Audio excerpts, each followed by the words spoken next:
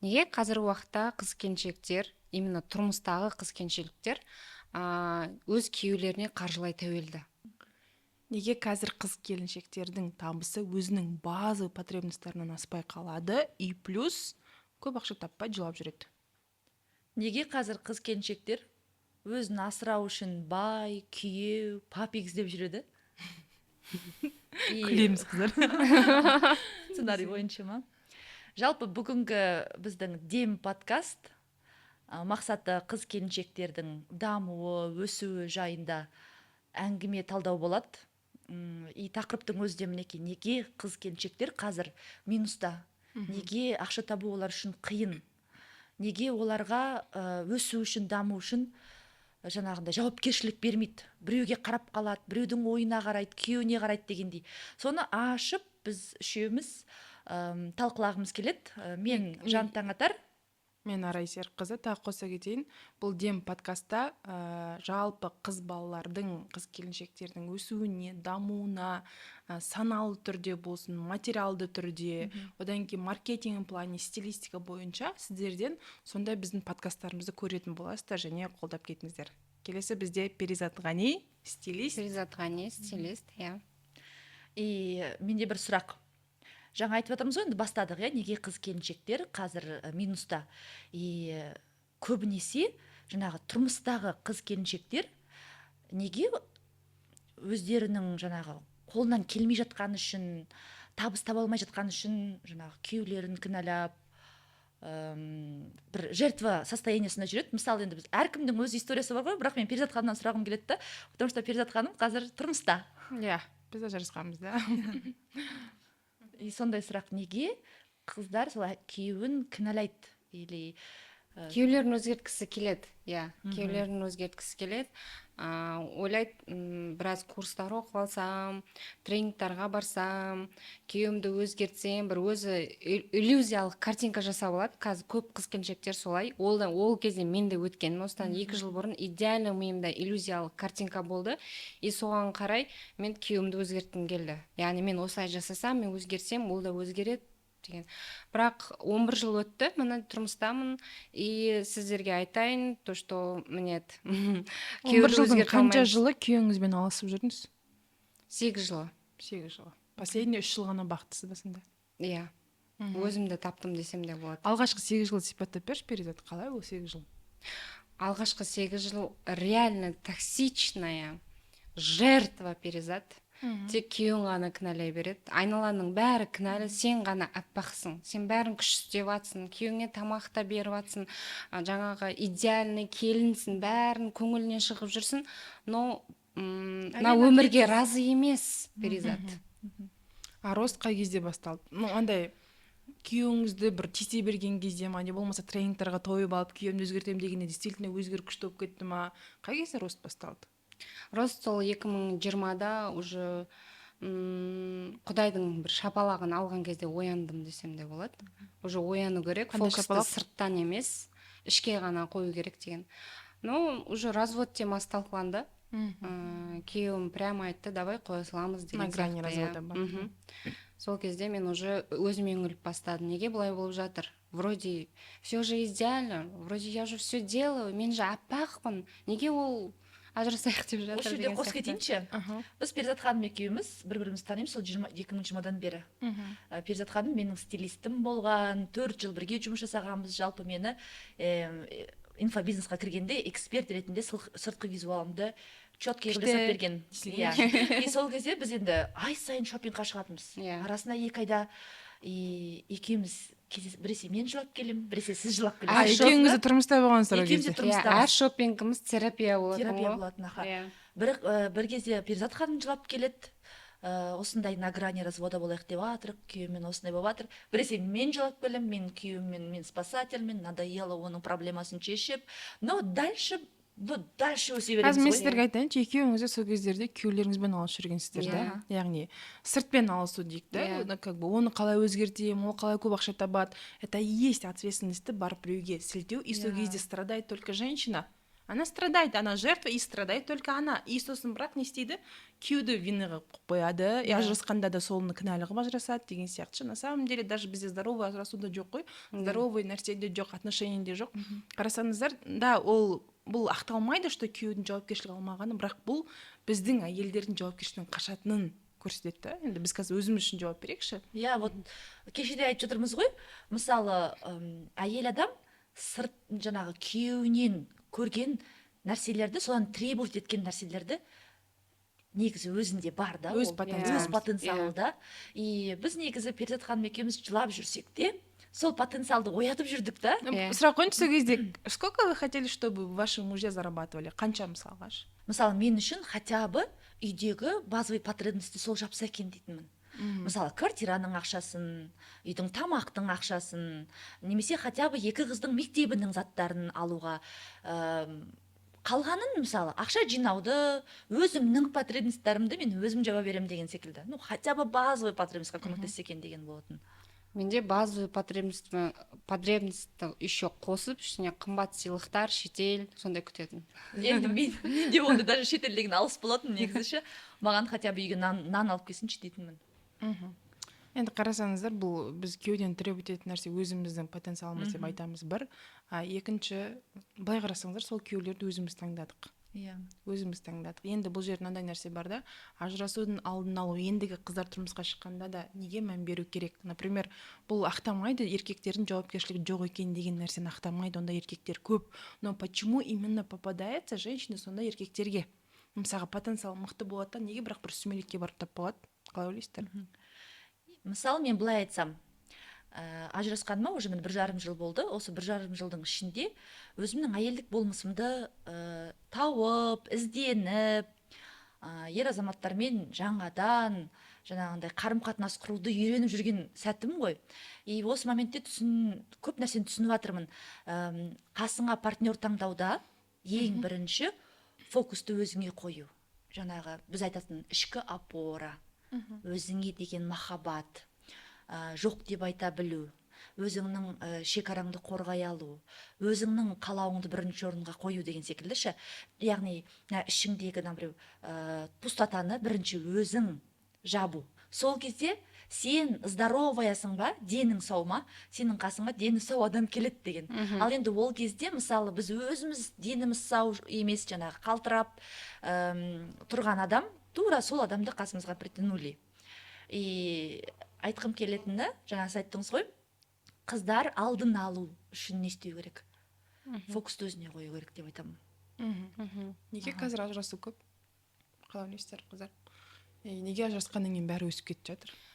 Өсіп кетіп жатыр деп айта алмаймын. Ажыраспай тұрып жаңқаным өскен. Скорее всего, ажырасқысы келетін қыздар өсу үшін ажырасқысы келеді. Негізі қараңыздар, ол еркіндік жетпейді. Ажырассам бай болып кетемін деп ойлайды. Иллюзиялық бір картинка бар.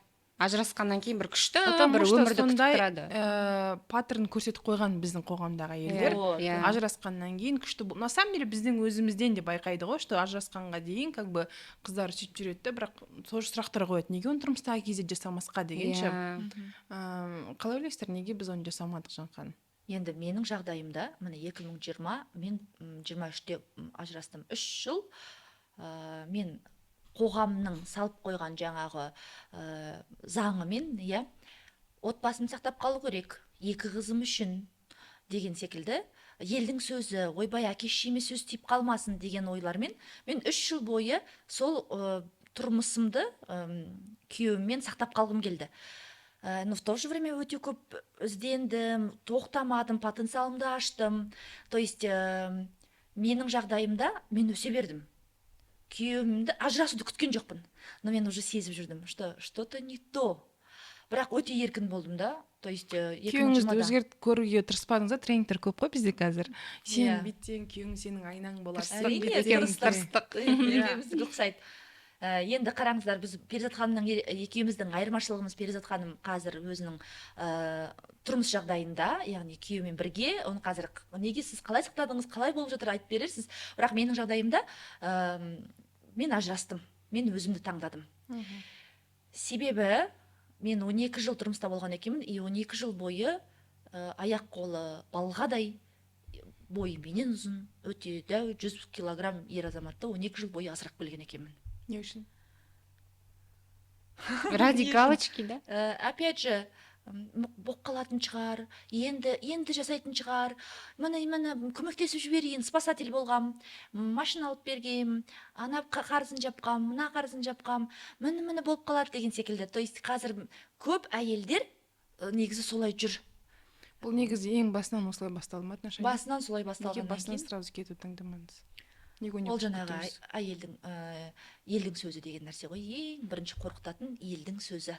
Бұл менің былығым, мен сол былықты өзім жасадым, енді сол былықпен өзім өмір сүрем деген сондай болатын. Іштей әңгімелескен кезде өзімен, короче, өз проблемаңды өзің шешіп отыра берші, тып-тыныш деп. Сонда сыртқа біз әдеміміз, бірақ іштей шіріп жатырмыз, үйде күнде қырылыс да, бірақ сыртта ешкім оны білмейді. Әшейін маска киіп жүреміз да, и сол масканы мен киіп жүре бергім келген жоқ.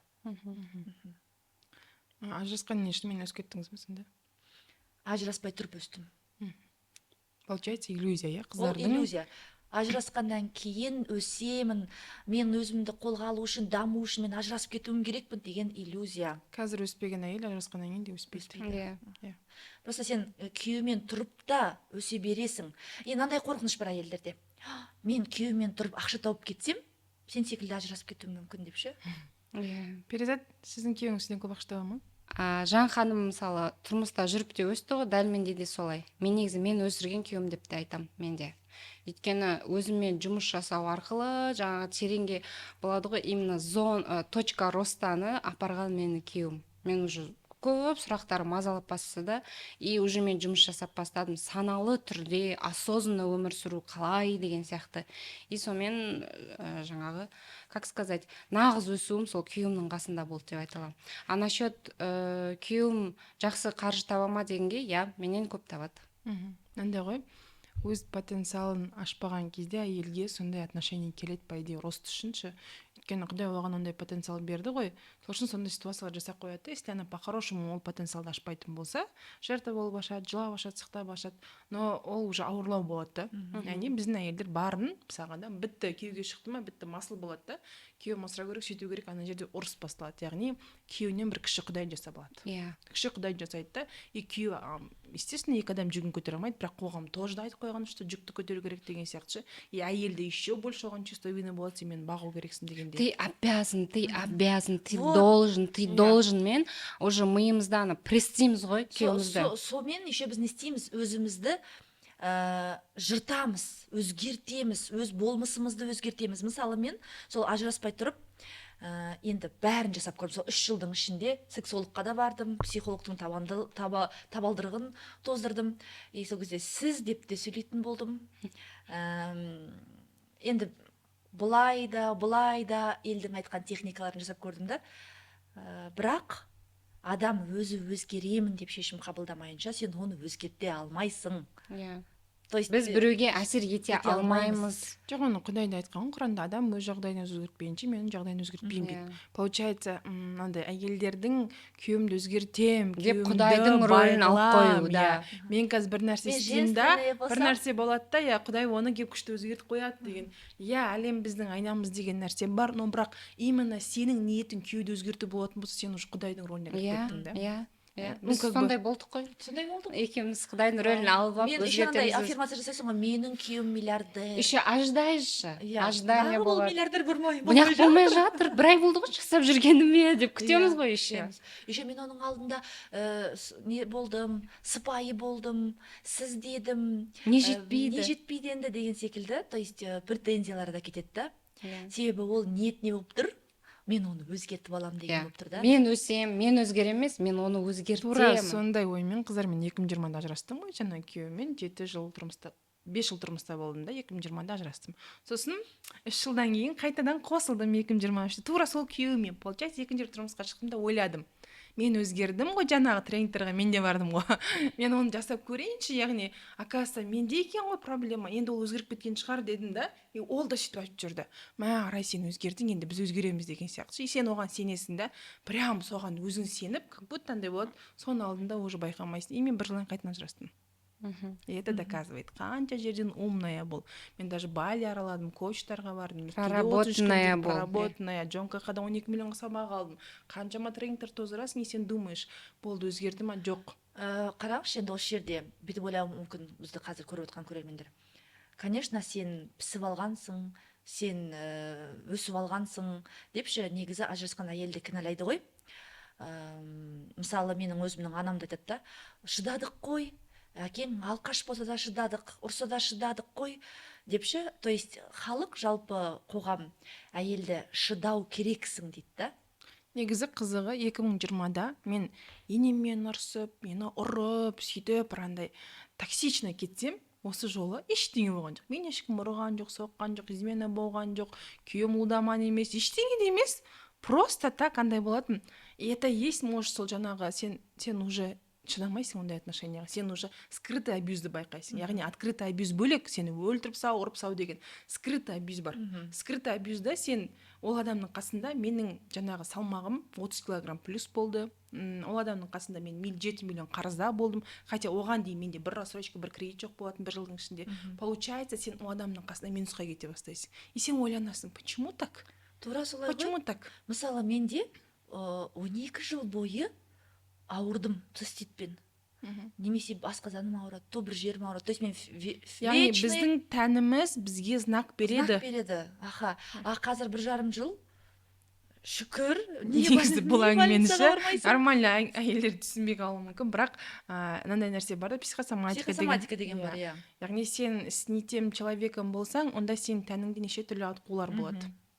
То есть ол мынандай ғой, психосоматика деген не ол? Ол эмоция, непрожитая эмоция телесына кетеді. Иә. То есть сен оны проживать етпейсің, сен ашуланасың, тәнің знак береді. Тәніңе жібересің ол жаққа. И тәнде кетеді ол. Ана жерің ауырады, мына жерің ауырады. И оны біз түсінбейміз да негізі. А когда адамның жаны тыныш, ол өз өмірін мәнін тапты, өзінің қалауын тапты, өзінің қалауынша өмір сүріп жатыр ма, ода денсаулығымен де проблема болмайды. Кеше Тұрсынбектің бір несін көріп қалдым, приколын. Америкада шетелде ажырасса дейді, ну типа біз сай келмедік, да, прости деп кетеді дейді. Ал егер қазақтары болса кінәлап, мен саған қанша жылымды арнадым, сөйттім, бүйтім, трагедия жасап, артынан ұрса да өлтіріп түрмесіне кірсе де андай агрессиясын шығарып кетеді дейді. Яғни бізде даже здоровый отношения деген әңгіме жоқ. Ол мен балаларымның әке-шешесі ғой, балаларымның анасы ғой, дұрыстап кетейін дегенде жоқ та. Получается, бізде бәрі через боль, страдания болу керек. Енді қараңыздар, неге қыздар енді қорқады? Вот осы дүниенің бәрінен қорқады. И қараңыздаршы, осындай отношения жүрген кезде қалай тұрмыста әйелдер өседі деп айтуға болады. Егер біздің қыздарды, даже былай айтайыншы, біздің қыздар несе тұрмысқа шыққанға дейін ертең күйеуіңе барғанда істейсің, күйеуіңе барғанда өсесің, күйеуің сені басқарады, күйеуің қасында бәлең бәрін істе. Получается, әйелге, қыз балаға еркіндікті күйеуінің қасында деп үйретеді. Соның қасында сен жай қаласың дейді. Барған кезде ол өз үйінде өспеген қыз, ол күйеуінің қасында өсе ма, еще больше басталады да, сосын бастап ажырасу басталады. Потому что еркіндікті шектеп қойған адамдармен. Айтады ғой, 5 күн бойы стрессте жүрген әйел 2 күн демалыста демала алады деп ойлайсың ба деген сұрақ бар да. Вот терең ойланып көретін болса, әйел жұмыс, ақша табатын жұмысы бар, үйдегі тірлігі бар, еще күйеуімен қарым-қатынасы токсичный болып жатырса, ол қалай өз берілген 2-ақ күн суббота воскресенье демалыс, ол демала алмайды. Ол даже өзінің өсіміне де фокус қоя алмайды да анандай кезде.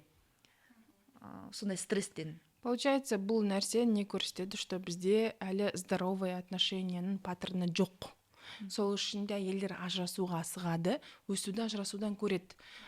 Даже алдында бір күшті психолог айтып жатыр да, СНГ-де неге развод көп? Неге СНГ, мысалы, даже Қазақстан 1-ші орында, 2-ші орында ажырасудан да, неге ол нәрсе көп? Потому что тұрмысқа ерте шыққан қыздарда өсу, еркіндік деген нәрсені күйеуімен шектейді да. Содан кейін олар қазір коучтардан көреді бәрінші, бірақ на самом деле коучтар өзіңе үңіл дегенді көрсетеді да. Сен өзіңмен құндысың деген кезде бастап болған бүкіл әлемнің сөзі пофиг бола бастайды. Әкең не дейді, шешең не дейді, бәрібір болады, потому что мен біріншімін деген нәрсені алып келеді. Яғни бұл тәрбие изначально болған кезде здоровый отношениялар көбейетін беді. Бірақ енді қараңыз, мен дегенде де көрермендер көбісі түсінбейді. Сен эгоистсің, сен то есть бұл дүниені де түсінбегендіктен, бұл дүние бірінші орынға қойылмағандықтан, әркімнің өзінің мен деген нәрсе жоқ болғаннан кейін не болып кетеді?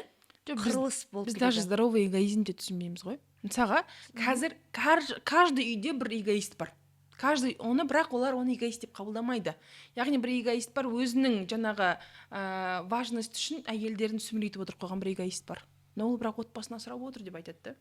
Каждый үйде бір эгоист әйел бар, үйіне дегенше. Ол не істейді, өзінің важность үшін жаңағы әйелінің ақшасын алып отырады, жаңа келіннің табысын алып отырады, баласын басқарады. Ол не деп айтады, мен сендер үшін дейді. Хотя оның эгоизмі ғой, өзінің жаңа қанағаттану. Получается, біз сондай эгоизмдерді байқамаймыз, потому что оның артында ел үшін деген нәрсе бар да. Иә, вот. Ел үшін Ал деген. енді здоровый эгоизм деген ол Сен ешкімге зияның тимейді, ешкімнің границасын бұзбайсың, сен бірақ өзіңнің өмірің сүресің. Это и есть здоровый эгоизм. мынандай ғой, мен де тұлғамын, сен де тұлғансың, сенің де ойың маңызды, менің де ойым маңызды, бірақ біз бір-бірімізге міндетті емеспіз. Иә, ешкім Болды. ешкімнің өмір сүруіне жаңағы әсер етпеу керек қой. И оны да даже кеше мен енді мысалға қайтадан ажырастым ғой, екінші рет та. Сол кезде мамам айтып жатыр, мен саған дұрыс тәрбие бермеген шығармын дейді. Жылайды ғой кәдімгідей. Концерт қояды да, и оны мамам мен папам бәрі ақылдасады. Мен саған дұрыс тәрбие бермеген шығармын, мен саған сөйтпеген шығармын дейді. Мама маған қателесуге разрешение берші деймін ғой. Мама маған өз өмірім сүруге разрешение беріңдерші. 17 жасымда бір тұрмысқа шығарыңдар, сендер шештіңдер, оны шешу керек екен. Ажырасқан кезде тағы қиналдым, тағы сіз шештіңіз, сол күйеуіңе қайтадан баршы деп. Пожалуйста, өз өмірім сүріп кетейінші. Қателесейін, жылайын, көрейін, бірақ мені қабылдашы. Мен үшін шешпеші, сен мен туған анасың, бірақ менің құдайым. Мен күліп айтқам, ертең подкастта айтамын, мен мамасыз депші, мамам көрсе білетін шығар, ну как бы просто мен онымен ерегесе алмаймын да, потому что білем, ол да уайымдайды, бірақ маған разрешение берші өз өмірімді сүруге дегенде. Получается, егер мен эгоист болсам, мен кететін бе едім. Эгоизм деген былай ғой, мен түсінігімді айтайыншы. Мен түсінігі бойынша, егер де басында тұрмысқа шығуға шешім қабылдасаңыз, осы үйге келін болып барам, вот мен ата-анем мынау, күйеуім мынау дегенде, мен ойлаймын, эгоизм деген просто быть собой, шынайы болу. Біз не істейміз, келін болғанда маска киіп аламыз. Әдемі идеальный келін болуым керек, төмен қарап жүруім керек, күйеуіме осындай болуым керек деп шынайы өзімізді көрсетпейміз. Біз бір шаблонға тығып тастаймыз да, ибалы келін болуымыз керек деп. Подстраиваться етуді үйретеді бізге Вот, изначально. Да. И солаймен шынайылықты көрсетпегендіктен өзімізді тұншықтыра береміз, и түсінбеушілік сол кезде басталады. Когда уже қатты қайғырып страдать еткенде уже атылады да, келіндер, әйелдер или күйеулеріне адам ғой, атылады. пенде ғой. Иә.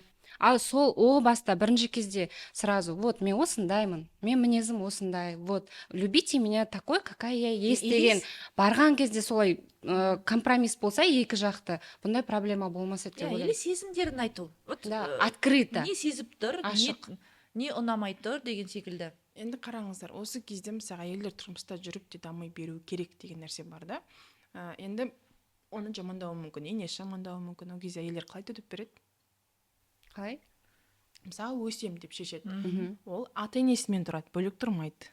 Өсем дейді, анда барам, шетелге жалғыз шығам, сөйткім келеді, оқығым келеді деп айтады да. Бірақ не істейді, сен келін болдың ғой уже. Бұл неге дойыс деп. Біздің қазір енелердің күшті нәрсесі бар. Оның бәрін жасамаса неге байға тидin деп айтады да. Получается, біз әйелдер өсет дейміз, бірақ неге ажыраспай тұрып өспейді дейміз да. На самом деле, оған қалай жауап беруге болады, например. Мен жағдайымда, мен 5 жыл ата-енемен тұрдым. Мен қандай, мен инфобизнес шықпай тұрып 1040 курс оқығам, офлайн курстарға барғам, макияж, массаж, білмеймін, оқымаған курсым жоқ. Одан кейін де дами бердім, стилистикаға да вот 2019-да барған кезде де. И менде енем наоборот оқы дейтін, білмеймін, бұл проблема маған қатысы жоқ. Негізі менде де ондай проблема болған емес. Себебі біз үйленгеннен енді жауапкершілікті өзіме алған адаммын да. Бірақ менде мысалы студенттерім бар ғой, наставничествоға келетін, жаңа практикумға келетін. Сол кезде естіп атам, биге жазылдым дейді да, бір қыз, келін. Биге жазылдым, бірақ енем жібермей қойды мені дейді. Сен уже 20 жасыңға дейін істей алмайсың ба, соның барлығын болды ғой, өмір бітті ғой деген. То есть сен келінсің ғой уже. Оқимын десең, сен неге тұрмысқа шықпай тұрып оқи алмағансың, неге тұрмысқа шықпай тұрып қыдырып алмағансың. То есть бізде как будто сен келін болдың ба, үйлендің ба, бала тудың ба, сенің өмірің таусылды, болды, дальше жизни нет. Сенің өмірің кухняда қонақ күтумен, кір жуумен аяқталу керек. Негізі менің ажырасуым бір үлкен бір глобальный нәрсе емес болуы мүмкін сырттай, но бірақ іштей менің еркіндігім жапқан кезде мен ол жерде мен жоқпын. Где меня как бы қысады, мен ол жақта жоқпын да. Яғни менің еркіндігімді олар роскошь деп санайтын болса, оған рұқсат беретін болса, уже ол жерде не істейді. Ну меня там нету уже. Все. яғни ошол сондай болып бастады.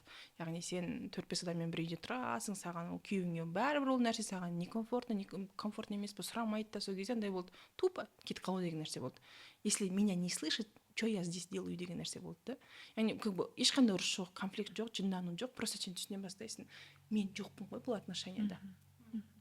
Мені пайдалану деген нәрсе бар, бірақ мен жоқпын. Матка ретінде пайдалану, 2 баланы туғызу, одан кейін тағы пайдалану, үйде отырғызып қою, соған тағы роскошь жасау, анда шыққаны. Не істейсің, еркіндігіңді шектеген кезде ажырасып бастайсың. Яғни бұл да бір не шығар, бізде ажырасу үшін бір үлкен глобальный нәрсені күтудің де қажет жоқ. Яғни ол глобальный нәрсе қай кезде болады?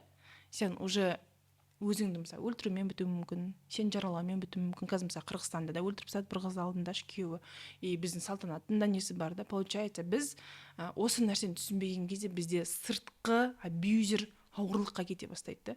Яғни әйел ажырасу үшін тек ұру керек, соғу керек, одан кейін оң жақтан қиналып кету керек, тағы да әйел мал болып кету керек қой. Яғни здоровый деген нәрсе жоқ та, что екі жақтылық сондай болды, біз неміз деген сияқты ше. Яғни бізде боль әлі көп. Боль болғаннан кейін әйелдер через боль өсуді таңдай береді да. Яғни через жақсылықпен өсуге болады, махаббатпен өсуге болады деп тұрмыстағы кезде де шешсе, махаббат бәрінде болса, жаңа сіздің случайдағыдай мысалға ше, махаббат болатын болса, онда ол семья сақталады. Егер ол бір семьяда біреу махаббатты емес агрессияны таңдайтын болса, онда ол семья жоқ. Яғни семьяда жертва жоқ деген нәрсе. Біздің семьяда жертва көп қой. Шешесі жертва, күйеуі жертва, әйел жертва деген сияқты. Но бірақ ол семья емес та. Ол просто формальный ғана не, бірақ бір-бірін есту жоқ. Осындай мысалға әйелдер даже не қалайтын біліп те кету керек сияқты, потому что жақсы өмір, көп ақша табам деп береді. Ну почему ол ақша саған не береді? Еркіндікті бере ма, не қалауыңды береді да? Сол ақшаның артында не жатыр? Иә. Енді көп қыз келіншектер мысалы именно тұрмыстағы не үшін саған ақша керек десе, ол өзін айтпайды ғой. Иә. Во многих случаях, я мен баламды оқуға түсіру үшін, күшті кухня алу үшін, диван алу үшін, үйіме ремонт жасау үшін, күйеуіме машина алу үшін деген секілді. То есть әйел қазір до такой степени өздерінің қалауын білмейді, ұмыттырып тастаған мен деген нәрсені білмейді да. И ол фокусты қоймайды да, қалауымды тапсам ажырасып кетемін деген ой бар да. Сондай қорқыныш бар. Потому что изначально воспитание сен подстраивать ету керексің. Бір ақшаңды алсаң да, сен барып ол зарплатаңды семьяңа құрту керексің да. Как бы өзің деген нәрсе шықса, бізде уже эгоистің деген нәрсе шығады. Получается, әйелдерге ақша табам дегеннің артындағы нәрсемен жұмыс жасау керек та. Көп ақшаның артында еркіндік қалайсың ба, онда қазір еркін болып баста. Қазіргі жағдайыңмен еркін болып баста. Көп ақша тапқан кезде жаңағы властная боламын дейсің ба, қазір өзіңе власть ал, қазір өзіңе жауапкершілік ал деген нәрсе ғой. Сол кезде ақша келе бастайды, ақша энергияға келеді дейміз да. Бірақ сен сасып шығып отқан үйіңде сенде энергия жоқ қой, жылап отқан состояниеде энергия жоқ та, и ол саған еще больше боль береді, еще больше кредит, еще больше қарыз береді. Сондаймен табатын болса. Сол жаңағы ішкі минус состояние сырттан келеді. Сонымен ақша табам дейтін адамдар көп қой. Бізде әйелдер, именно әйелдердің ақша табу ол не через минус идет. Яғни ол ерегесумен болады, сосын ең соңында жылап, ең соңында ана әйел жоқ болып кетуі мүмкін. Бізде даже случай болды ғой, бір қыз асылып қалды да, біздің араласатын қызымыз мысалға ше. Ол бірақ тұрмысқа шықпаған қыз. Именно просто жігітімен токсичный отношения, жаңа мамасы оған давить еткен, жалғыз мамасы бар, сен үшін өмір сүріп жүрмін, анау не істейді, тупо андай болады, уже как бы даже қыздарға жүк көп та. Сол үшін де қыздар өздеріңмен жұмыс жасаңдаршы. Знайте, что вы кто на этом земле, сендер кімсіңдер? Күйеусіз, ешкімсіз, сендер кімсіңдер вообще? Сол кезде бастап наполнение басталған кезде айналаға сол махаббатты бере бастайсыңдар. Менің случайымда мен ол нәрсені может білмедім, түсінбедім, бірақ түсінген кезде қайтадан тұрмысқа шыққан кезде де ол нәрсені қабылдау қиын болды. Яғни ол адам оны өз өзгермейінше мен оған барып ештеңе істей алмаймын. Как бы я мен наполнилась, мен де күшті, бірақ ол адам оны эго деп қабылдайды. Сізде иллюзия болды ғой. Я проработанная, теперь енді көрейін отношениеда қалай болады. Мен еще құдайға ренжідім. Құдай, мен сенің разылығың, күйеудің разылығы деп жүрмін ғой деген кезде, мен саған разы емеспін деп шығады ғой. Енді неше түрлі манипуляцияны көресің да, и ол үшін мен таяқ жегенді күткен жоқпын. Ол үшін мен ұрып саған күткен жоқпын. Ол үшін мен жынданғанды күткен жоқпын. Ол үшін ішіп кеткенін күткен жоқпын. Просто осындай отношениеге я не согласна. Я не согласна. Маған елдің сөзі бәрібір болды. Мысалы, даже өз мамаң айтады, сенде бәрі күшті еді ғой. Кеше ғана 4 сағат барып келдім, бірақ я не согласна ондай нәрсеге. Как бы мен өлгенімді күтіп жүрмеймін ғой, онда сондай күшті болып кету үшін да. И как бы бұл мен үшін бір ешкім түсінбейтін отношение сияқты, бірақ өзім түсінемін да. Самое главное өзім түсінемін нені таңдағанымды. Бірақ бұл нәрсе мен өзіме жұмыс жасамасам келмейтін бе еді. Мен либо ұрған соққанын күтуім керек пе еді, мен либо жертва болғанын күтуім керек пе еді, либо өзіме самоубийство жасауым мүмкін бе еді. Мен шынымен сондай состояниеге баратын едім, потому что мен түсінбей кеттім да, не болып жатқанын ше. как будто өзіңізді жоғалтып алдыңыз. я Арай себя қайда? потеряла. Яғни әйел адам ақша табу үшін бірінші өзін табу керек, өзінің ішкі қалауын білу керек. Сол кезде ақша оған жеңіл келе Андай бастайды. жандырып тұратыншы бір нәрсені табу керек қой, жандырып тұратын. Оған даже енесінің сөзі де қызық емес, күйеуінің жаңағы проблемасы да қызық емес, потому что оны мына іште желание тұр да, бір жандырып тұр да, бір мақсаты. Мен ойлаймын, егер өзіне шынайы болған кезде, өзін жандырып тұрған, жаңа сіз айтпақшы, дүниені тапқан кезде бүкіл әлем соған қарай подстраиваться етеді. Енең де, күйеуің де бәрі сені уже поддерживать ететін болады, когда сен честна с собой. Өзіңе. Иә, сосын мынандай нәрсе есіме түсіп отыр. Жалпы өмір ағылшын тілінде ups and downs дейміз да, жаңағы өсуден, құлаудан тұрады. И оны біз просто түсінуіміз керек, ол солай. Но ең маңыздысы, көп қыз келіншектер именно даун, жаңағы құлауға мән береді, қайғыруға мән Потому что береді. біз, восточные женщины, только страданиямен өсуді үйренгенбіз. Потому что бізде еркектер важность алады да, әйелдер өзін көрсету үшін ол жертваға бару керек, ол бір нәрсе жасау керек. Еркек просто писькасымен туылған үшін ол важный болды. И сен өмірге қыз болып туылғаның үшін сен кінәлісің болды. И ары қарай әйелдер не істейді, дәлелдей бастайды, күшті екенін көрсетеді. Чуть ли член салмайды да өздеріне. Мен де адаммын, мен де ақша таба аламын, мен де маңыздымын деп. Жұмыс жасалынып кетеді. И вот мен айтқым келгені, вот біз қазір решение беру үшін отырмыз ғой, қыздар сол даун, яғни қайғыруға емес, сол қайғының артында тұрған сабаққа фокус қойсақ. Каждый момент біз соның жақсы нәрсесін суырып алып отырсақ, мына жерде наоборот мындай күшті нәрсе болды ғой, мынау күшті екен ғой, мынау мен бақыттымын, мынау күшті ғой деген кезде бізде плюс эмоциялар көбейеді да, плюс состояниеға өтеміз. Вот сол кезде мүмкіндіктер көбейеді. Енді қыздар қараңыздар, жарайды, бізді только келіншектер көрмеуі мүмкін, қыздар бар да. 20 жаста, 21 жаста қазір осындай қыздар көп. Олар қалай ақша таба алады, олар қалай жаңағындай өсе алады деген нәрсе ғой. Олар да күтіп жүру мүмкін де, бір иллюзияны, папикті, ертең күйеуге шықсам күшті болып кетеді деген нәрселерді. Соларға как бы біз не айта аламыз? Мен ойлаймын, бірінші ешкімді иллюзия жоқ. Жаңағыдай тұрмысқа шыққаннан кейін бәрі күшті болып кетеді, біреуді кездерсем күшті болып кетеді емес. Сол өзіңе қажет нәрсені, өзіңдегі жаңағы өзіңе қажет болып тұрған затты өзіңе беріп үйрен деп айтқым келеді бірінші. Одан кейін саған сай сол адам Құдай өзі жолықтырады. Мен өзім солай ойлаймын. Негізі біз Жанхан екеумізде 17-18 жасымда тұрмысқа шықтық. Біз именно сондай ер азаматқа шыққанымыздың да себебі, мы тогда не знали, чего хотели. Біз білмедік қой вообще өмір деген не, вообще тұрмыс деген не. Бізге былай үйретті, сен оқу бітіресің, мектеп оқуға түсесің университетке, сосын үйленесің, үйленгеннен кейін бала туасың, сосын жұмыс істейсің, стабильный болу керек. Мен сол сценарийді ғана білдім. Мен өмірде мына шекара асып өтуге болады екен, басқа да адамдар бар екен деген нәрсені түсінбейтінмін. И сен сол сценарийді ғана көрген кезде сенің фокусың только сол жерде, үйлену. А когда біз фокусты сені қалайтын өмірді құруға қойған кезде, соответственно, соған қарай жолдар бар ғой, негізі біз просто ол жолды көрмейміз, потому что біздің ойымыз ана сценариймен кетіп баратыр да. И поэтому мен қыздарға айтқым келетін, жаңа кішкентай қыздарға. Қазір мен үйленіп кетсем, күйеуім мені асырап кетеді, менің проблемам бәрі шешіліп кетеді деп ойламаңдар. Себебі әрине проблемадан қашу оңай. Жалпы саған ұнамайтын өмірден қашып кету оңай. Негізі Роза Коучтың айтқанда дұрыс қой, ақша табыңдар. Қазірден табыңдар. И сол, конечно, ұнамайтын өмірден қашып кету оңай. Бірақ саған ұнайтын өмірді құрастыру, әрине кішкене оған қарағанда көбірек жұмысты, көбірек жауапкершілік талап етеді. Бірақ саған ұнайтын өмірді құрастыруға қазір көңіл бөлу керек деп ойлаймын. Қашу емес. Получается, қыз бала тұрмыстан күтетін отношенияны бірінші өзіне беріп алу керек. уважение, махаббат, ақша, внимание деген кезде, сол кезде сіздің тура сондай адам келе бастайды. Андай ғой, сен просто автобуста жүрсең, автобустағы адам саған қарайды деген сияқты ғой. Сен мысалы жетпен жүрсең, жеттегі адамдар қарайды да. Тура сол сияқты сен қазір қайдасың, тура сондай адам келеді. Я біз неге 17-18 жасымыз сондай адамға тұрмысқа шықтық, потому что біздің мышление, во-первых, одан аспады. Во-вторых, біздің жүрген жеріміз де көрген нәрсеміз содан асқан жоқ та. И тура сондай адамды мы притягивали, ол нәрсе бар да. Ну, қазірдің өзінде мы над этим работаем, чтобы өзіңмен жұмыс жасап, как бы, и ол кеш емес, ерте болсын, кеш болсын, не жоқ та, бірақ қайталамас үшін, отношениеде ажырасу деген нәрсе, басқа нәрсе болмас үшін, бірінші жаңа Жан ханым айтқандай, сыртпен жұмыс жасау, конечно, оңай, өзіңмен жұмыс жасау қиын, но бірақ сонымен жұмыс жасаш, сол кезде сенің фокусыңда қашан үйленемін деген нәрсе де болмайды. Сен уже өзіңмен жұмыс жасайсың, сенде ожидание болмайды. И сөйткен кезіңде өзіңде жаңағы жік-жікпен кете бастайды. И потенциалыңды жауып тастап тұрмысқа шығып кетсең, извини меня, оны ашатын трудностьлар келеді. Одан да қиын болады.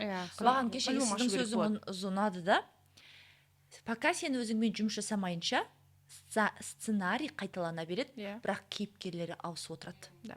Ол мүмкін жаңағы қасындағы партнер, ол сенің жұмыстағы коллегаларың, ол сенің достарың, ол кейіпкер ауыса береді, но одно и то же сценарий болады да. Сол үшін то есть біздің қазіргі айтып отқан әңгімеміз, қыздар ең бірінші сыртпен емес, фокусты өзіңе қой, өзіңе махаббат бер, өзіңді дамыт, өзіңді бақытты қыл. Қиын болып тұрма қазір, шешіп үйрен, жауапкершілік алып үйрен. Потому что қыздар қиын болып тұрғанды шешпей біреумен жабуға тырысады. Мысалы, мен қалай үйленіп кеттім? Мен надоело уже. Типа, үйленсем бәрі жақсы болып кетеді. Надоело, үйленіп кетем депші. Жоқ, ол шешілмейді. Оны сен қазір қиын болса да қарап, соған беттеп, ол қорқынышты жеңіп, жауапкершілік алып, сен соны өзің аттау керексің. Сол шақтарды өзің жасау керексің. Сол кезде тура сенің деңгейіңдегі, сенің энергияңа сай, сенің лучший версияңдағы ер азамат қасыңда болады да. Например, менде бізде всегда айтады, ну как бы біздің семьяда ерте шығу это нормальный нәрсе. Как бы менің сестрам кетті 18 жасында, сосын мен кеттім, потом мен брачкам 20 жасында үйленді, біз үшеуміз ғой. И біздің семья үшін еркіндік өсу только через постель болса, бізде через жаңағы некеді. Как бы через неке күштілеп тәрбие береді, еркіндік береді, бірақ сенің бүкіл еркіндігіңді тұрмысқа шыққаннан кейін қылып өлшейді. Әйел, ну как бы сондай нәрсе бар ғой. Енді отырып қалған әйел деген әңгіме бар емес пе бізде? Қызды солай қорғаймыз деп ойлайма, қызды солай нетеміз деп ойлайма. Даже бұл жерде балаларға өсу деген нәрсені бергісі келмейтін сияқты. Как бы қызды өзін сынап көрсін. Еще даже өлеңінде бар ғой, тапсырдым сені құдама қызым деген. Жоқ, даже қателесуге рұқсат бермейді ғой. Жоқ, айтып отырғанымнан да, қызды зат құсап, өзінен өтті да, енді сен тапсырдым құдама дейді. Получается, енді вы решаете. А сонда сол қыз үшін. Онда ол алда не үшін өмірге келді деп ойлаймыз, сонда біз сонда андай болады. Мына жақтан қызмет бітті, мына жақтан қызмет басталды ма? Алдыңғы подкастта айтып едік қой. Иә. Қыз бала, өзіңді қыз бол, сақта, сен бір жерге баратынсың, сен кукласың, сақта. Яғни оған сана деңгейінде бермейді да. Өнетін, бір әлемдік деңгейде адам болатын, бір қыз ретінде қарамайды да. Оны только бір ошақтың басындағы сөйтіп тәрбиелеген қыз балада қалай үлкен ақшаның масштабы болады. Ол қалай сенің ойыңның масштабы өспейінше, сен табысыңның масштабы өспейді. Сосын байқұс жүреді ғой өзіңізде, ең соңында ажырасып та. Сосын 30 жасқа келіп мен кіммін деген сұрақ пайда болады да. Мен өскендегім боламын деп отырамын. 30 жаста. 40 жаста да бар ондайлар. Потому что оған 17 жасында әкесі, анасы, сен мировой деңгейдегі спикер боласың, сен мына кітапты оқы, мынаны көр, мынандай нәрсе жаса демеген көбінесе. Оқу әйтпесе ертең пол жуасың деген сөзді ғана естідік қой негізі. Оқып жүрсің ба, әйтпесе ертең пол жуып жүресің, бірақ не оқып жүрсің сен? Ол ана грантқа түсу үшін, әйтеуір грантқа ілініп кету үшін біраз сен оқитындар көп. То есть қыз баланың қалауы не? Ол кім болғысы келеді, қандай тұлға болғысы келеді? Күйеуге бергеннен бөлек, бала туғаннан бөлек. Получается, қыздарды изначально біреуге аманат етіп, бір неткен сияқтышы. Солай болып қана қыз бала дүниеге келген сияқты. Енді мынандай ғой, вообще даже әңгіме ғой, енді білмеймін, менікі дұрыс па дұрыс емес айтасыздар. Бірақ қоғамда мынандай сөз бар. Әйел типа бала туу үшін, күйеуінің разылығын алу үшін и үйдің шырқын жаңағы ұстап отыру үшін ғана, уют беру үшін ғана бұл жаратылған дейді. Сондай өздеріне келтіріп алған ғой. Анда әйелді ой бермей қойсын да, әйелге ми бермей қойсын да. Әйелді робот қыласасын, бір-екі функция сақ қойсын да. Как бы бұл Құдайдың роліне кіріп шешу деп шешем негізші. Маған десең тозаққа мен бекіре салып шықсаңдардар сөзбенші. Бұл сондай нәрсе, как бы Құранды, дінді еркектер өзінің удобствосына алып алған сөздер бар. Яғни Құранда жоқ сөздер, бірақ өздерімен тәпсірлеп алатын сөздер болады да. Под себя подстраивает. Мен саған разы емеспін, үйдің қызығы, ананың тыныштығы деген сияқты ше. Яғни онда ол әйелге неге Құдай сана береді? Онда ол әйелге Құдай неге үлкен потенциалдың ойын береді? Онда ол әйелге неге мындай бізге адамзатқа деді, ол әйел еркекке деп бөлген жоқ, адамзатқа осынша дүниені қызықшылықты беріп қойды, егер оны тек еркектер ғана пайдаланатын болса да. Яғни это есть эгоизм еркектердің тарапынан. Бірақ бізде ол дұрыс деп саналады. Яғни біз негізі әлі көп қоғамда бұл нәрсені біз шешпейміз, әлі көп күресу бола береді. Бола береді, пока біз бұл нәрсені жаңағы бір саналы деңгейге апармайынша. Әрине енді бізге қарсыласатын әйелдер де болады, бізге хейт болатындар да болады, бірақ бар ғой, бұл әңгіме айтыла беру керек. Жоқ, пусть хейтят, пусть отыра берсін. Если вы хотите себе карму, да, Құдайға қалай десең, Құдай сендерге былай дейді да, андайша. Кармамен, через қиналмен өскілерің келсе, пожалуйсталарың жасай беріңдер. Бірақ каким-то образом мен білмеймін, өскім келеді, мен білмеймін, өзімен дамығым келеді, осындай бір потенциалымды ашқым келеді десеңіздер, онда ешқандай нені бар ғой, нені қоспай, жаман ниетті қоспай тыңдау керек та, просто арам ойды қоспай. Ал мен тұрмыстағы келіншектерге қазір болады ғой, ажырассам ба, ажыраспасам ба, или өзінің өміріне разы емес, сырттан кінәлілер іздеп жүрген жертва келіншектерге айтарым. Тура осы әңгіменің тағы да бір түйіні да, кінәліні сырттан іздемеңіздер. Менде 8 жыл болды, бүкіл әлем кінәлі, мен ғана әппақпын, мен ғана күштімін, мен оларға мынаны істедім ғой, олар бағаламады деп. Бағаламайды, потому что сіз өзіңіз бағалаған жоқсыз. И қазіргі отношениеге мен уже келуім, мен вот недавно умраға барып келгеннен кейін өзім бір запроспен бардым, потом бір трансформацияда өттім да, қазір более другое осознание келді, что все, мой муж — это муж.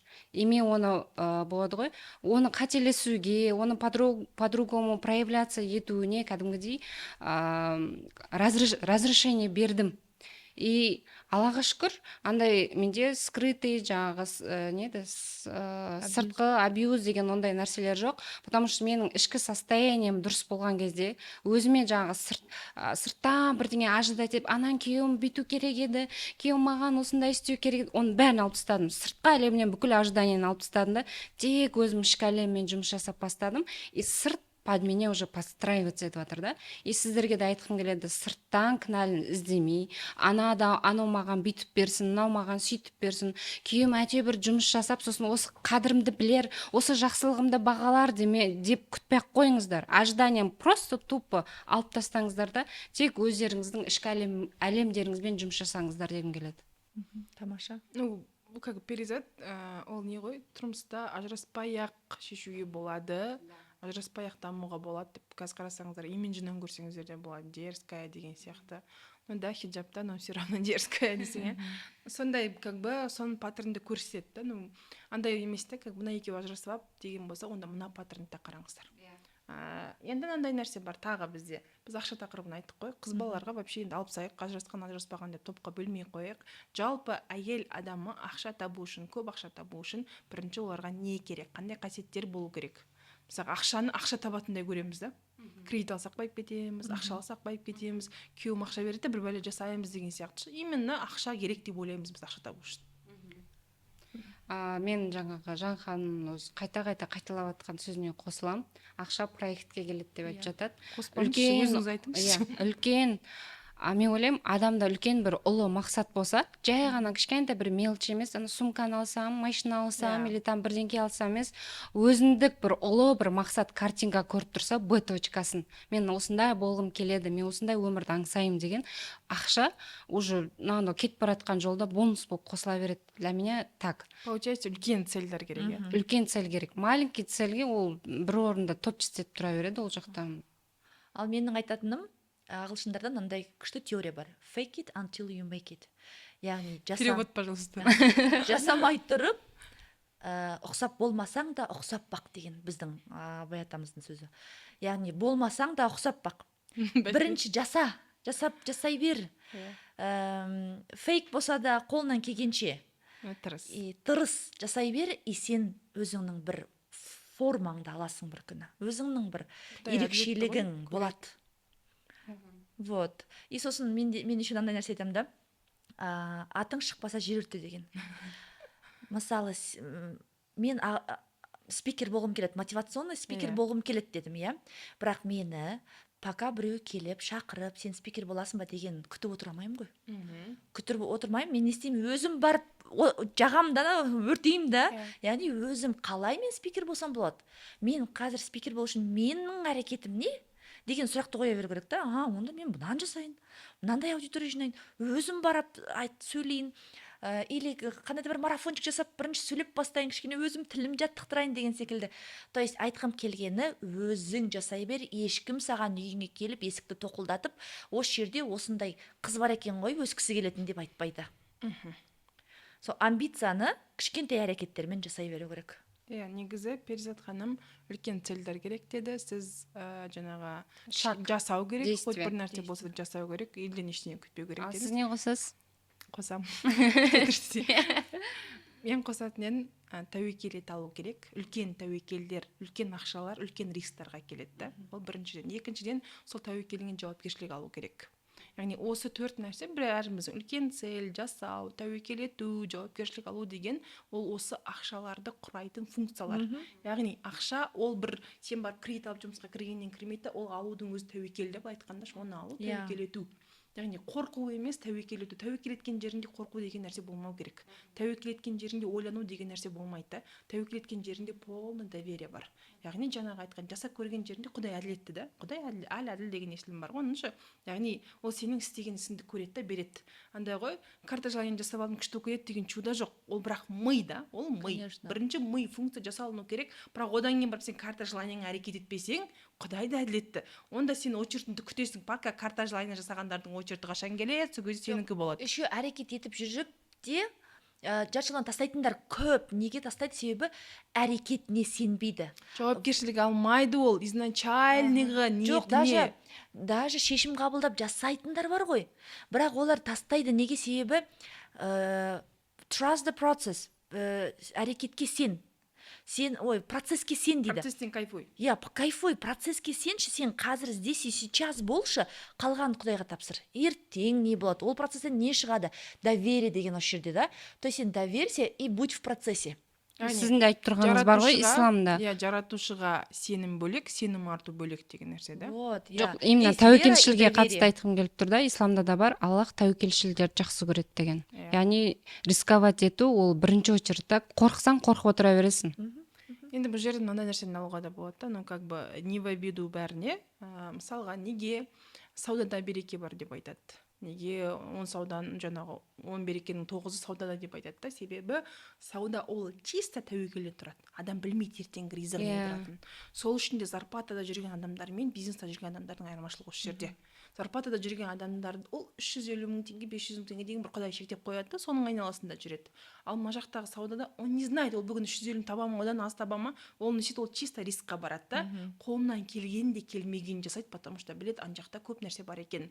А мына жақтағы адамдар оны жасаса да, жасамаса 150 мың алатын біледі да, сосын не істейді, шектеліп отыра береді. Сол үшін де көп ақша тапқыңыз келсе, қазіргі орнынан жылжығыңыз келсе, рисковать ету керек, батылдық таныту керек. Сен сол батылдығыңа жауапкершілік алу керексің. Бір күн қиналасың, 2 күн қиналасың, но бірақ сені Құдай ризықсыз қалдырмайды. Ол как бы ол закон сондай.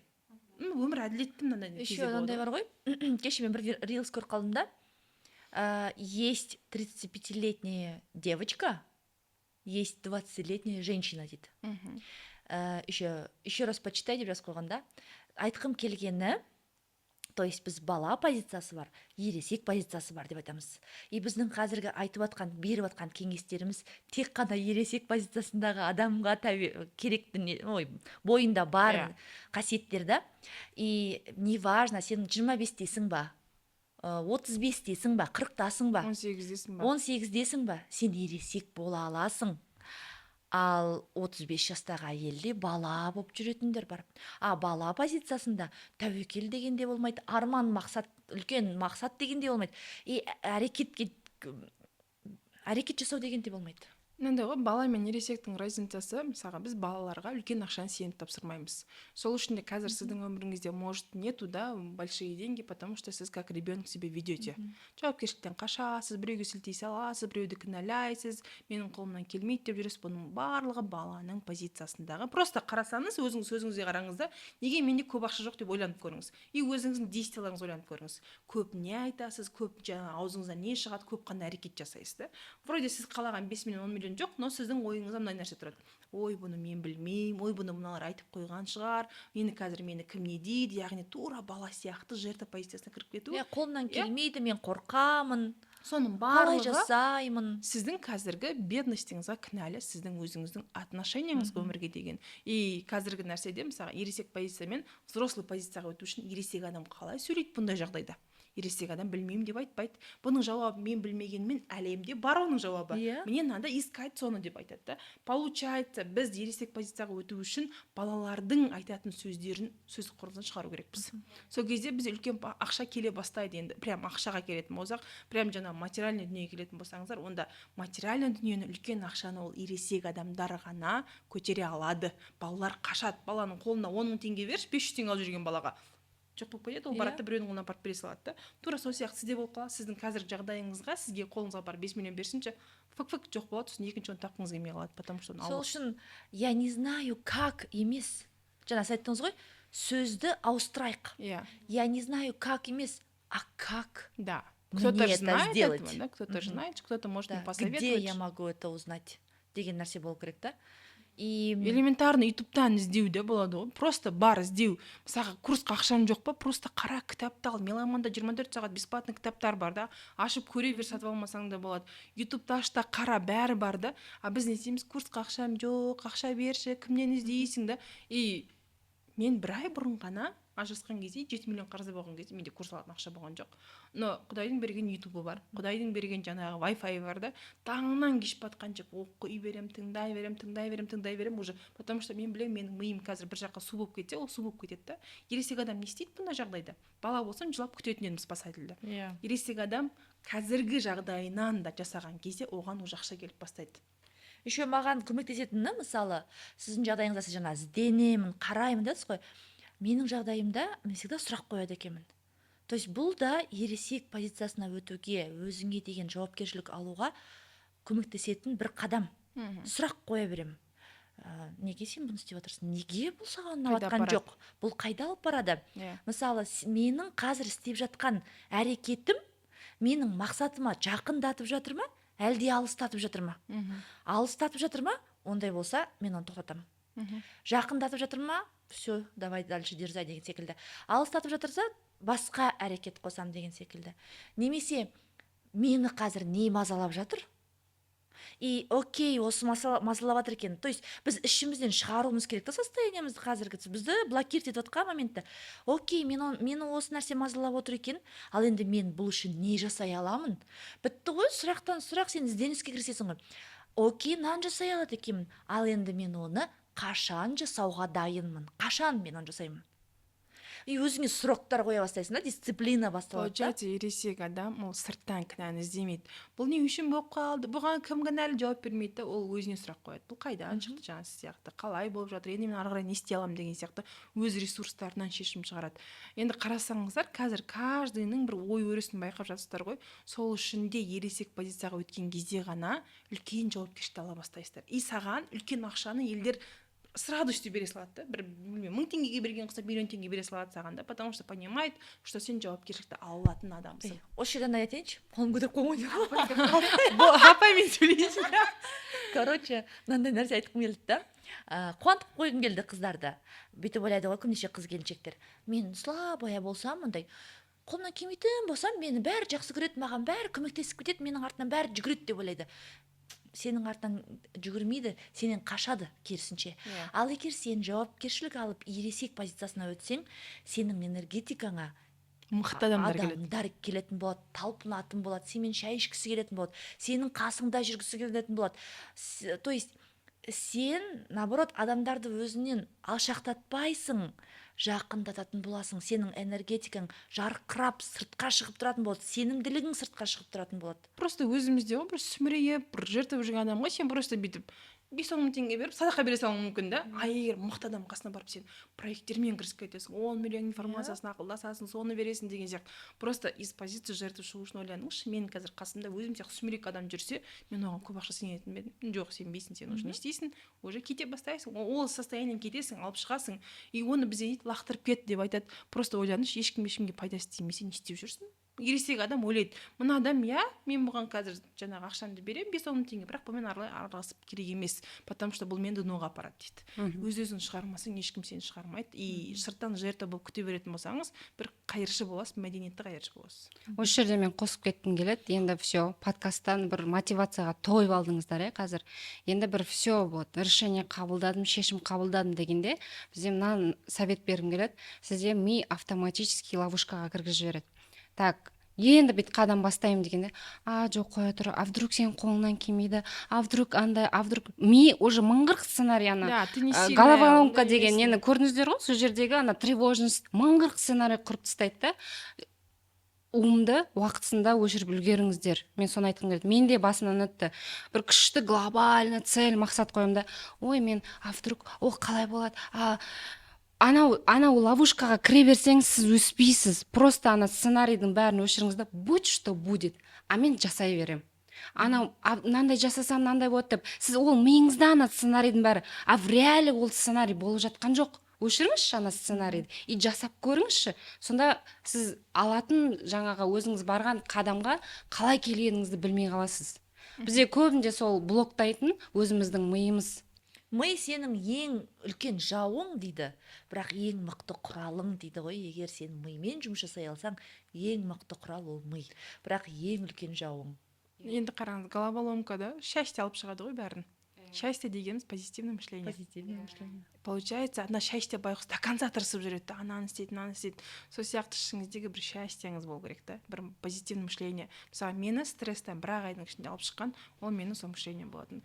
Ана қойып қоямын да, жаңа Брайан Трейси бар, бүкіл мотивация, как выйти из кризисной ситуации, как выйти еще из года, қалай күш шығуға болады, қалай плюспен шығуға болады. Получается, ана екі жақ таралсақтады, мына жақ өлгісі келіп жатады, 4 айлық баламен ажырасты, 7 миллион қарызда, ол короче қора, а мына жақ позитивный мышление алып шығады, байғұс тырызып жүреді. Сол головоломканы көрген баламен бірге көремін, бірақ бала емес, как будто маған әсер еткен сияқты. Іштегі счастье алып шығады, сен жаңа позитивный мышление алып шығады. Мендегі позитивный мышление қалай келеді? Мен сразу жақсы нәрселерді терумен бастайды екенмін. Мысалы, даже Балиде мен Маржан ханымға сол кеңесімді бердім да. Маржан ханым, давайте бақытты болғым келеді емес, бақыттымын дейміз. Қазір бақыттым. Қазір, мысалы, Балида жатырмыз, бақыттымыз. Вот бассейн, бақыттымыз. Аяқ қолым сау, бақыттымыз. То есть, егер состояние благодарности. Благодарность, вот, состояние благодарность саған жаңағы счастьені, гормонды көбейтіп береді да. Мидағы жаңағы счастье кішкене көбірек қосылатын болады да, положительные эмоциялар. И вот, и когда адам положительный эмоцияға түскен кезде, поток энергия келеді. Поток энергиясы бар адам шабыттанады. Даже біздің бағанағы тұрмыстағы әйелдер деген кездегі даусымызбен қазір ақша өсу дегенде шүйеміз қасқыр ұқсап отырмыз ғой. Даже байқасаңыздар, адам состояниеде күшті өзіне энергия беретін нәрседе ол жанып кетеді да. И тура сондай сіздің өміріңізде прям пассивный нәрсені таңдауға болады. Егер минусқа кеткіңіз келсе, онда тревожностьқа сеніп жүре беріңіз. А если хотите какого роста, мына жақты күніне 1 реттен болсын, 2 реттен болсын, осы жақты көбейте беру керек та. Вот тағы бір нәрсе қосқым келетін да, жаңа сіз карма дедіңіз. Қыздар всегда біреу үшін тек қана жақсылық тілеп жүріңіздерші, бұл күшті лайфхак. Періште айтады, періштеде біреуге не тілесең, саған да деп тұрады да. Вот күшті лайфхак сенің өсуіңе. Өскің келе ма? Жетістікке жеткің келе ма, миллионер болғың келе ма, айналаңның бәріне тек қана жақсылық тілеші. Сені алдап кеткен, сені сатқындық жасап кеткен, ренжіп жүрген адамның бәріне только жақсылық тілеші, сөйтіп үйренші. Саған соның бәрі қайтып келеді. И вот сол кезде сенде үлкен рост болады. Мен когда бар ғой, осуждение дегенді ұмытқан кезде, когда мен әлемді жақсы көргенде, жаңағы зорлап кеткен адамды да жақсы көрген кезде рост болды. и росттан рост бола береді да, өсе бересің, сен күтіп отпайсың бұл бір да моментті. ересек адамның позициясы ғой. Жырта Иә. болмау, қайғыруды таңдамау. Получается, я ол болды, но ары қарай не істеймін деген нәрсе да, Вот. как бы. Ну, оны жамандағаннан ештеңе өзгермейді, и сен еще больше өзің кармажнайсың жаңағындай, еще больше. Еще өзіңді қасықтап ұшып отырсың ғой. Күнде Получается, қасықтап біреуге ұшып берген отырсың. уыңды қосымша өзің де ішіп отырасың да. Получается, екеуің бірдей ойлайсыңдар да. Ну, зачем так ондай? Как бы екеуің де аман жүрген жақсы емес па? И Давайте тағы да қорытындылайық, халқым. қорытындылайық, иә. Мен сол қосатын осы әңгіменің түйіні қыздарға айтарым. Ертең бақытты болам, енді бүйтсем, мынаған жетсем бақытты болам емес. Дәл жаңа ханым айтпақшы, дәл қазір бақытты болып үйреніңіздер деген келеді. Себебі мысалы жаңбыр жауса, жаңбырға әр адам әртүрлі мышление, көзқараспен қарайды. Иә, біреуге ой жаңбыр жауып кетті, блин, ана мен сияқты машинам кір болатын болды дейді. Блин, жаңбыр жауды деп жаңбырдың астында рахаттанып, иә, рахаттанып кәдімгідей ана жаңбырдың әр каплясымен сүйсініп бақытты болып жатады да. И сіздерге де айтқым келеді, ертеңді болашақта анау болғанда сосын бақытты болам, 5 миллион тауып алайыншы сосын бақытты болам, бала туып алайыншы сосын бақытты болам, күйеуге шығып алайыншы сосын бақытты боламыз. Дәл қазір осы сәтте бақытты болып үйреніңіздер дегім келеді. Круто. Да. Вау. Короче, бізде күшті әңгіме болды деп ойлаймын. Әдемі әңгіме болды, жаңағы тұрмыстағысы бар, былай бар. По идее қарасақ, біз минусын, даже өзіміздің сөзде анализ жасап жатырмын да, минусын состояние, жаман энергия, андай елдерді айтып жатқан кезде біз өзіміз бүйтіп қалдық та, а когда уже өзімізге қатысты, ростқа қатысты болғанда жайнап кеттік та, это просто жай ғана осы бір сағаттық подкасттағы инсайт та. Сол үшін де өздеріңізге өсектеуді, басқа адамды нету дегеннің өзі ол ақша потогын жабады, былай айтқанда. Ол сізге өсу потогын жабады да, и энергияны жабады. Энергия жапты деген ақша 0 деген сөз да. Сол үшін де просто выбирайте, кіммен отырсыз, не сөйлесіп отырсыз, қай жерде қандай әңгіме айтып отырсыз, не ойлап отырсыз, не жазып отырсыз, соның барлығы сіздің өміріңізді құрайды. Сіздің жақсы өміріңіз, жаман өміріңіз шешетін ол сіздің ойларыңыз, сіздің өзіңіз. Так что, как бы жертва болмаймыз, ересек боламыз, сол кезде ақша да келеді, басқасы да келеді. И менің қорытындылауым, қызыл көлік деген теория бар. Мысалы, бүгін қанша қызыл көлік көрдіңіздер? Қызыл машина. Внимание болмады. Внимание болмады. Вот егер мен мысалы айтсам, иә, ертең барып, маған бір қызыл көлік, қанша қызыл көлік алып келесің, біреуісіне $100 беріп отырам десе, болды ғой, сол күні шығады да қызыл машина іздейді адам. Оны көбірек алып келуге тырысады. Соны айтқым келгені, қыздар, вот фокус қай жерде, сол жерде өсім болады. Қай жерде энергия, қай жерге сен уақытыңды салдың, қай жерге бар назарыңды қойдың, сол жерде үлкен өсім болады. Сондықтан жаңағы қызыл көлікті іздеңіздер. Қызыл көлік деген бұл сіз ғой, сіздің өсіміңіз ғой. Өзіңізді іздеңіздер. Осымен біздің подкастымыз тәмам, как бы кезекті саны деп айтайық. Келесіде одан да күш тақырыптар болады, қолдауларыңыз болсын. Как бы былай айтқанда тақырыптар тағы да керек болатын болса, басқа бір нәрсе қызықтыратын болса, тоже сұрақтар қойсаңыз болады. Комментарий бар, жаңа ютубтың комментарий бар. Мына тақырыпты қосаңыздаршы деген ішіңізді мазалап жүрген бір ойларыңыз, проблемаларыңыз, сұрақтарыңыз бар, жауабын білгілеріңіз келіп жүрсе, комментарийға жазып кетсеңіздер, иә, біз соны талдайтындай. Еще бізде ай сайын дем клубымыздың кездесулер болады, тегін кездесулер болады. Айына 1 рет, 2 рет біздің инстаграмға жазылып алыңыздар, бізге жазылып алыңыздар, көріп отырасыздар. Келесі біздегі офлайн кездесу Алматы қаласында сентябрьдің 17-сі күні болады, иә. Жазылып алыңыздар, көріп отырасыздар. Сау болыңыздар. Біттік.